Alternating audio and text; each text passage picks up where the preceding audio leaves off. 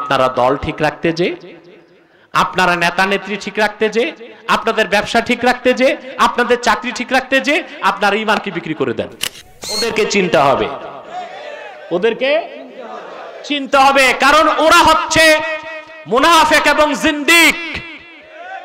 তারা ভিতরে থেকে মুসলিম পরিচয় দিলে গোটা জাতি সত্তাকে ধ্বংসের চেষ্টা করবে। আর বাংলাদেশে এমন মানুষ আছে আল্লাহর কোরআনের কয়েক হাজার আয়াত বিশ্বাস করে না, কিন্তু সে নিজকে মুসলিম দাবি করে।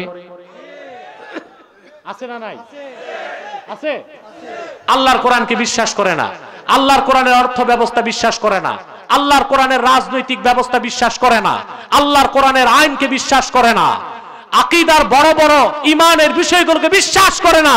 শুধুমাত্র কয়েক ওয়াক্ত নামাজ পড়ার দ্বারা আর রেজিস্টার খাতায় মুসলিম নাম থাকার দ্বারা সে নিজকে মুসলিম দাবি করছে না।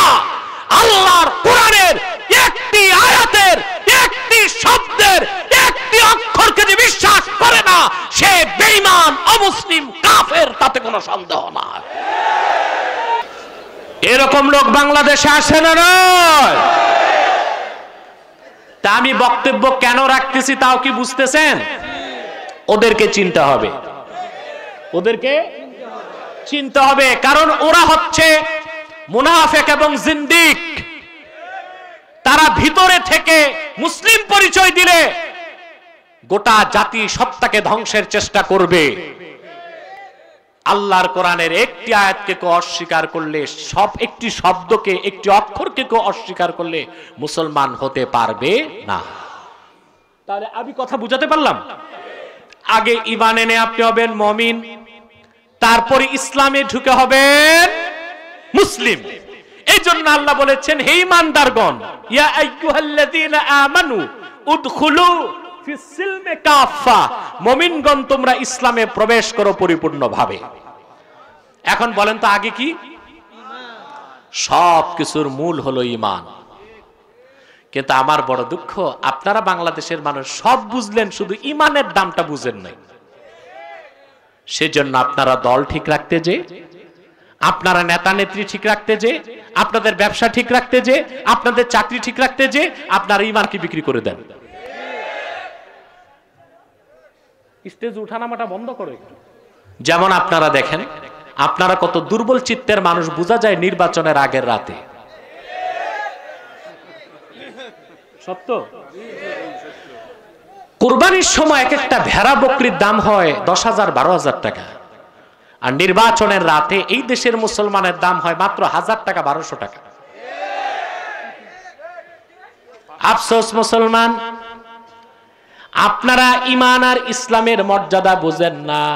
উম্মতে মুহাম্মদী হিসেবে আপনার মর্যাদা কি তা বুঝলেন না বলে নেতার কারণে, নেত্রীর কারণে, দলের কারণে, ব্যবসার কারণে, চাকরির কারণে কিংবা নগদ কিছু পাওয়ার আশায় ঈমান বিক্রি করে ফেলেন। ঈমান থেকে সরে যান, ইসলাম থেকে সরে যান। ঠিক কিনা বলেন?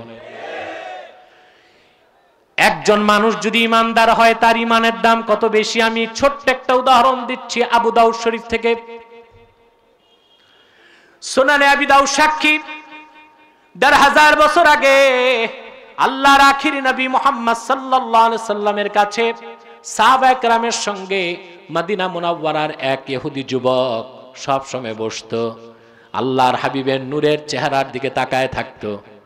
আর হাদিস সাক্ষী নূর নবীজি আমার মুহাম্মদ সাল্লাল্লাহু আলাইহি ওয়াসাল্লাম যখন জুতা মোবারক খুলতেন, সেই ইহুদি যুবক জুতা মোবারকটা হাতে নিয়ে তার বুকের সঙ্গে লাগায় রাখতেন। দেখা গেল একদিন যুবকটি আর আসতেছে না। আল্লাহর হাবিব সাল্লাল্লাহু আলাইহি সাল্লাম সাহাবায়ে কেরামকে জিজ্ঞেস করলেন, ফুলান ইবনু ফুলান কোথায়? অমুকের পুত্র অমুক আসে না কেন? সাহাবায়ে কেরাম বললেন, ইন্নাহু মারিদা মারদান শাদীদা, সে খুব অসুস্থ ইয়া রাসূলুল্লাহ সাল্লাল্লাহু আলাইহি সাল্লাম।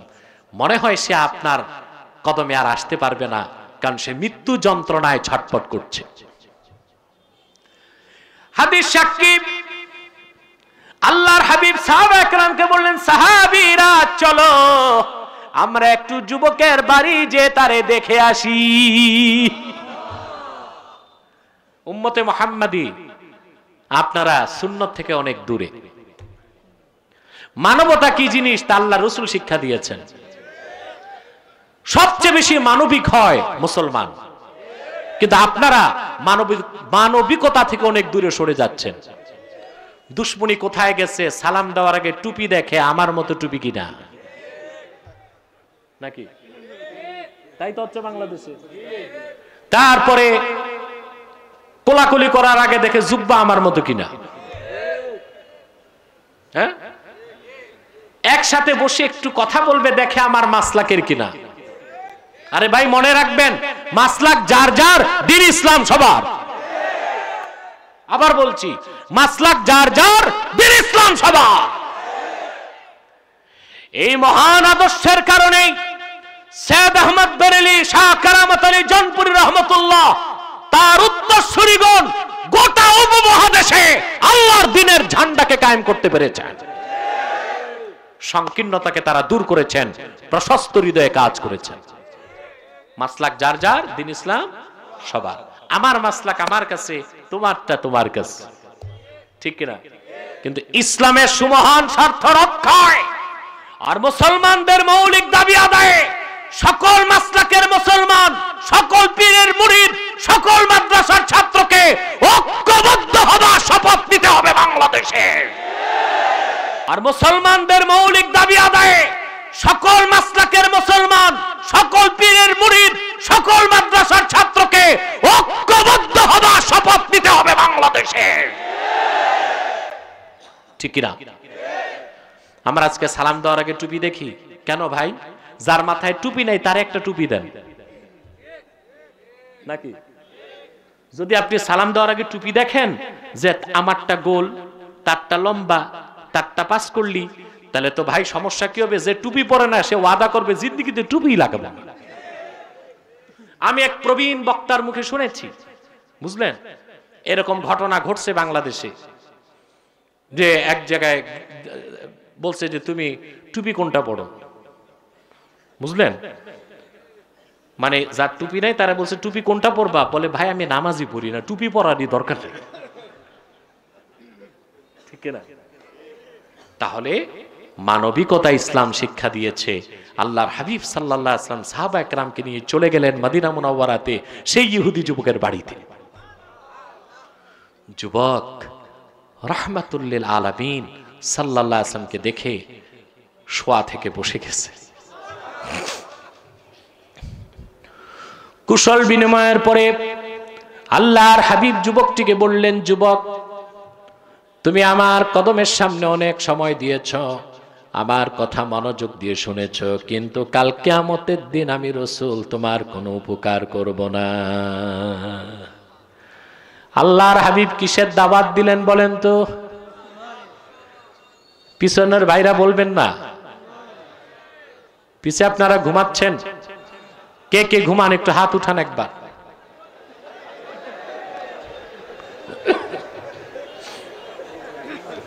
কয়েকজন আছে, থাক, এই কয়েকজনের কানে সমস্যা নয় মাথায় সমস্যা। আমি আর বেশি সময় নিচ্ছি না, আমি খুব ক্লান্ত এবং অসুস্থ। আমি একটা মেসেজ দিতে চাচ্ছি আপনাদের, একটা বার্তা। এই বার্তাটা দিয়ে, সেটা কি? সূরা বাকারা 208 নম্বর আয়াতে আল্লাহ কি বলতে চেয়েছেন এই বার্তাটা দিয়ে আমি মুনাজাত করে দিচ্ছি। একটি লোক উঠা বসার চেষ্টা করবেন না, পারবেন তো ইনশাআল্লাহ? আর ইনশাআল্লাহ অল্প কিছু সময়। যুবক মাশাআল্লাহ, আমি খুশি হলাম যে আপনারা কথাগুলো বুঝতেছেন। আল্লাহর হাবিব হুজুর পুন্নূর সাল্লাল্লাহু আলাইহি সাল্লাম কিসের দাওয়াত দিলেন? কালেমার দাওয়াত। আবু দাউদ শরীফ সাক্ষী, যুবকটি একবার আল্লাহর হাবিবের নূরের চেহারা মুবারকের দিকে তাকায়, আরেকবার আকাশের দিকে তাকায় মালাকুল মউত চলে আসলো কিনা, আরেকবার সে তার বাবার চেহারার দিকে তাকায়, বাবা আবার বেজার হয় কিনা কালেমা পড়লে। সুনানে আবি দাউদ সাক্ষী, ইহুদি যুবকের পিতা তাকে ডাক দিয়ে বলল, আমার কলিজার টুকরা সন্তান, তুমি আকাশের দিকে তাকায়ও না, আমার দিকে তাকায়ও না, আতে আবুল কাসিম সাল্লাল্লাহু আলাইহি সাল্লাম, তুমি আল্লাহর হাবিব মুহাম্মদ সাল্লাল্লাহু আলাইহি সাল্লামের আনুগত্যকে বরণ করে না। যুবক বললেন, হাতিয়া দেখ, উবাইউকা ইয়া রাসূলুল্লাহ, আল্লাহর হাবিব সাল্লাল্লাহু আলাইহি ওয়াসাল্লাম আপনার নূরের হাতটা বাড়ায় দেন, সেই হাতে হাত রেখে এখনই আমি আপনার দিনের কালেমা পড়ে মুসলমান হয়ে যেতে চাই। আল্লাহর হাবিব ওনার নূরের হাত মোবারকটা বাড়ায় দিলেন। যুবক আল্লাহর হাবিবের হাতে হাত রেখে পড়ে নিল লা ইলাহা মুহাম্মাদুর রাসূলুল্লাহ সাল্লাল্লাহু আলাইহি ওয়াসাল্লাম। যুবকটি মুসলমান হয়ে গেল।